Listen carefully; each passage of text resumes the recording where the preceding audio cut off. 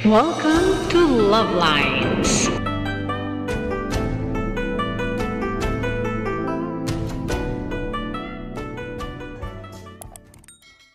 Good morning Philippines and hello world. Araw ng linggo dito sa Pilipinas kaya tara simba tayo. Hahabulin ko si Love Lines Jr. gaya ng paghabol namin sa oras. Gabi na kami kagabing nasa uwi almost midnight na. Yan, so sana Sunday morning. Good morning. Love Lines Jr. Kasi father.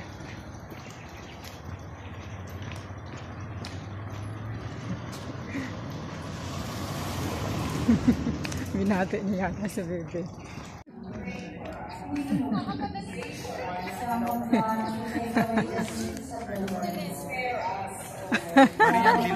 Marian Dilaw.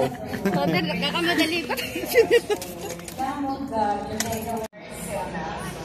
Pray for us, the Holy Mother of God. Life, death, and resurrection has purchased for us the rewards of eternal salvation. Grant, we beseech you that by meditating upon these mysteries,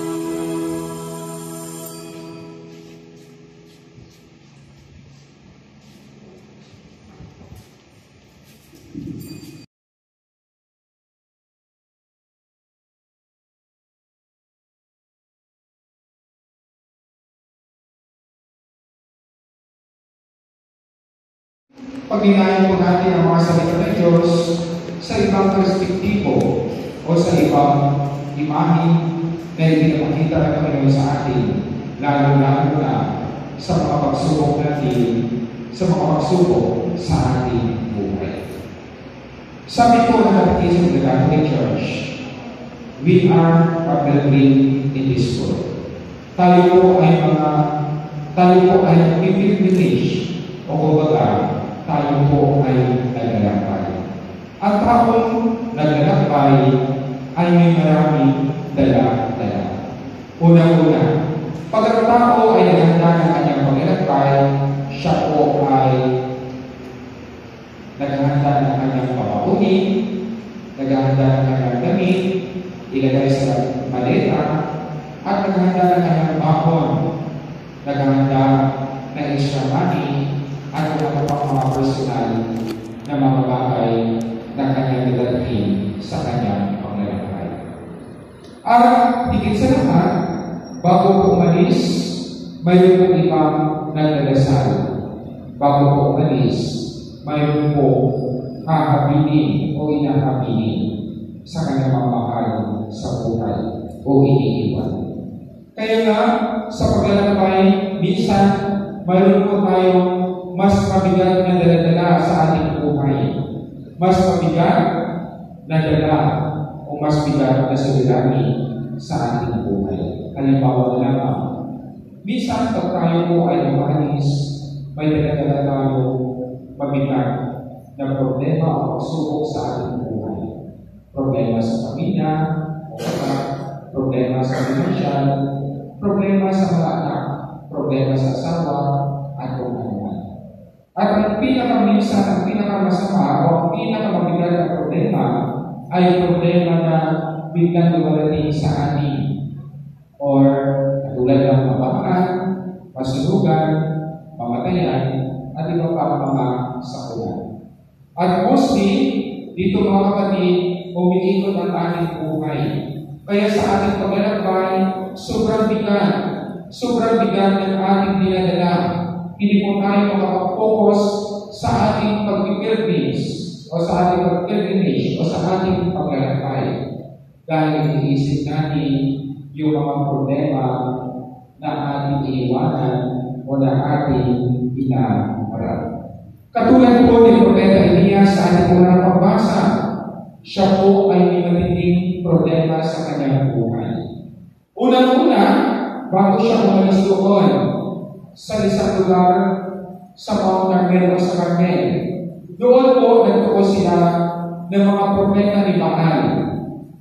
Doon, sa bundok ng iyon, marami po mga Diyos-Diyosan. At isa sa Diyos-Diyosan, pinapaniwalaan ng tao ay si Baal. At doon, dahil sinubok si Propeta Elias ng mga propeta ni Baal, siya po ay nagtagumpay. Sa kanyang pagtagumpay, pagkakita na totoo ang kanyang sinasampalatayanan at nalupig ang mga propeta ni Baal, siya po nagaling po ang reyna, si Jezebel. At sa pagaling ng reyna, binantaan na papatayin si Elias. Kaya siya ay naglalakbay. Sa kanyang paglalakbay, nandiyan po yung takot, nandiyan yung pangamba, nandiyan yung pagod, dahil umalis siya doon sa kanyang pinigisnan na lugar.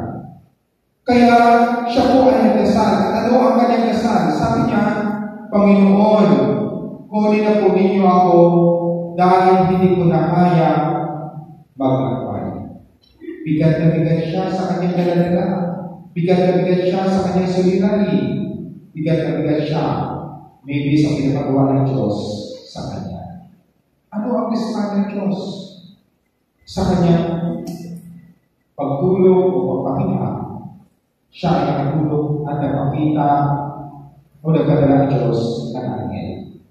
Sa pagpadala ng Diyos ng angel, binigyan siya ng pagkain na may isa ang kanyang gutom, may isa ang kanyang pangangailangan para makapuno siya o siya ay makapagdalakbay. Sa kanyang pagbigay ng Diyos sa kanya, talaga naman siya po ay muli naglalakbay. At ito po ang kalagahan ng pagdarasal. Ang pagdarasal na palagi pong dinidinig ng Diyos. Ngunit minsan, piling po natin ang hindi po dinidinig ng Diyos. Bakit? Sometimes our prayer is focused on our personal needs. Nakapokus po sa ating sariling pangangailangan. Pangalawa, sometimes tayo po ay magdasal, tayo po ay demanding. Tayo po ay demanding. Sinasabi natin, Panginoon, pag inibigay mo po ito sa akin, ako po ay maglilingkod sa simbahan. Ako po ay tutulong sa kapwa.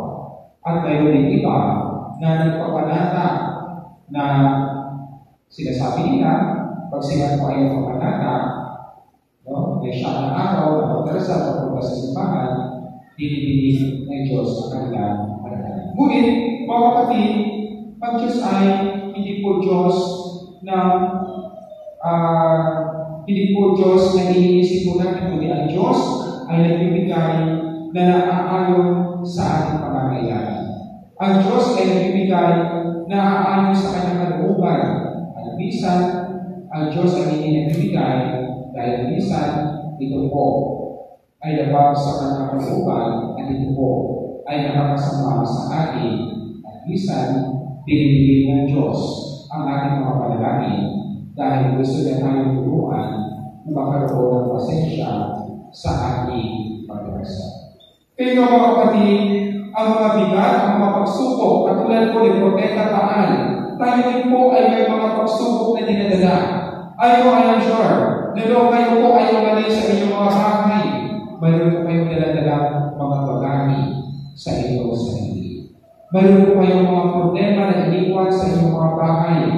Mayroon po kayong mga pagsubok na hinaharap sa inyong mga trabaho, sa inyong mga negosyo, at kung anumang bagay na nakapagpabigat sa inyong mga sarili. Ngunit, ang sabi po ng ating ikalawang pagbasa ayon kay Apostol San Pablo sa mga taga-Efeso. Sabi niya, alisin na ninyo ang lahat ng sama ng loob, ang gamit, ang puot.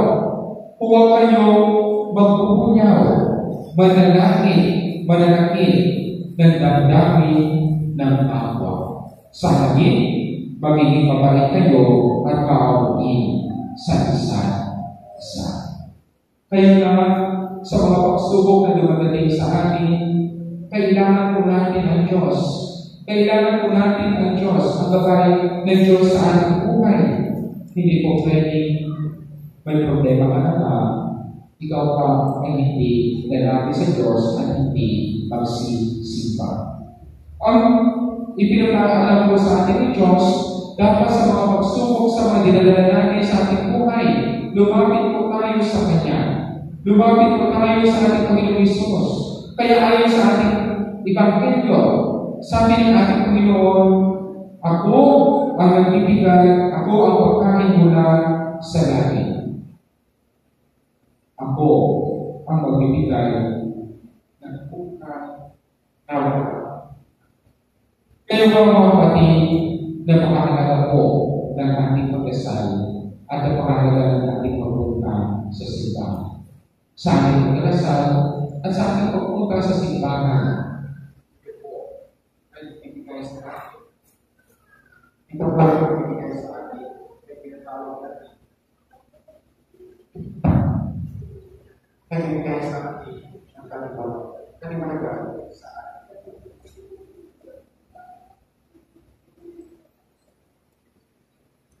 Kaya sikapin po natin palagi makinig sa salita ng Diyos, magdasal, ay sa lahat, sikapin po natin makinig sa Diyos, ay babag sa ating pagkakapag, ipagpasang ito. Kaya sa ganang pagdiriwangan ito, ating pong kiligin sa Diyos, na nawa ang mga bagay, ang mga suliranin sa ating buhay ay ating mapapalipayan at yung sa nakita sa dulo ng Panginoon na ating sila sa pagkakas.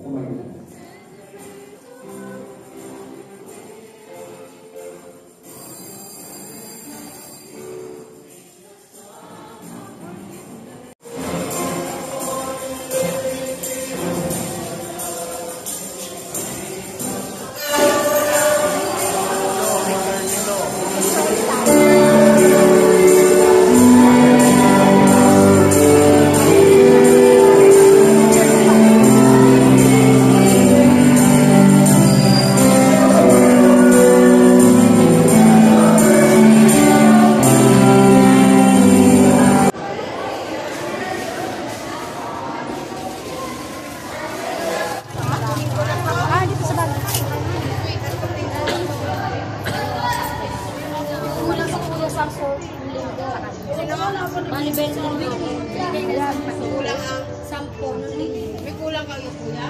10 na. Sabi niya 30 lang daw pala yung isa ko isa. Ikaw wag ka. Ay, daw ka. May isaw na Naalala niya na David. Okay pa. Okay na po. Okay na. Okay na. Okay na. Kasi 40 kasi 10 kaya. So, pakita kayo lang din.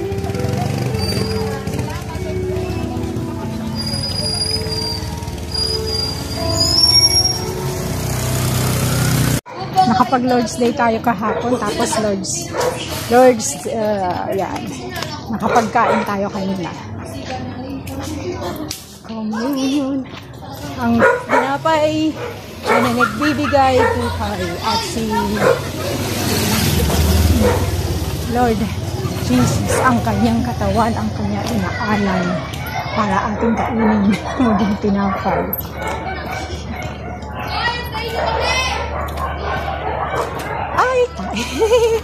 May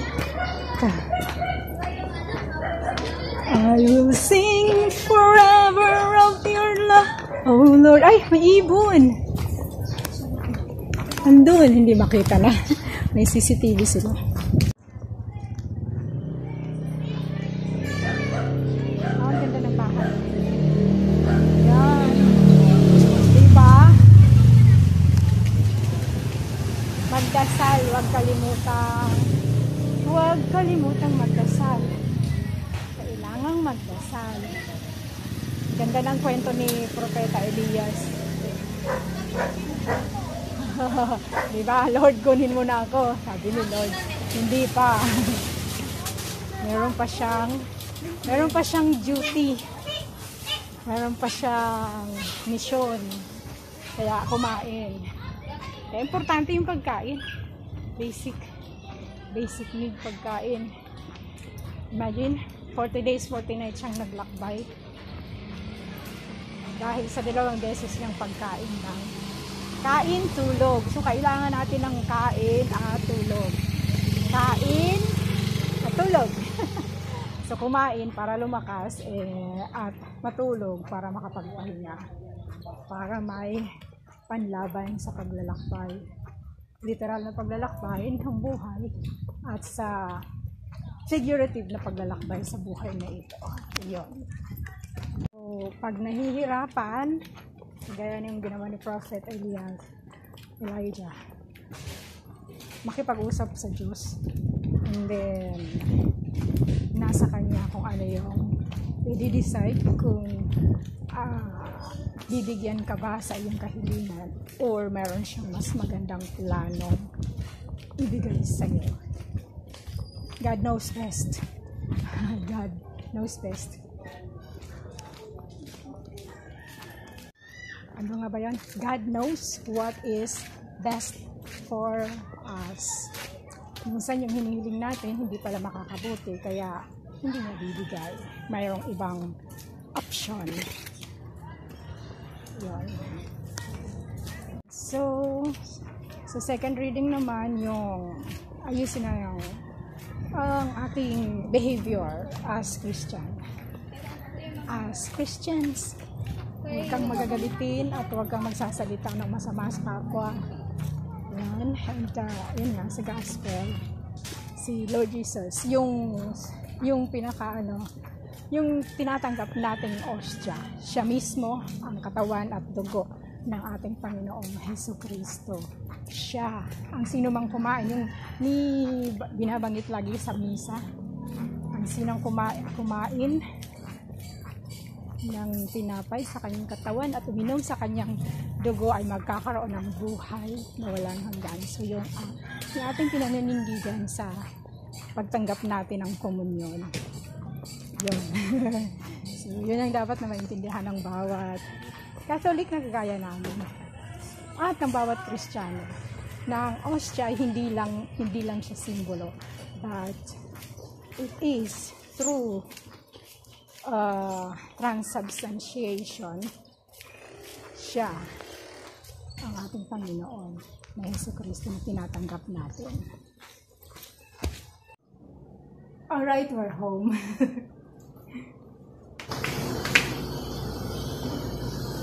So, happy Sunday once again, everyone, and God bless you all. Don't forget to pray, it really works. And stay hydrated, we need that.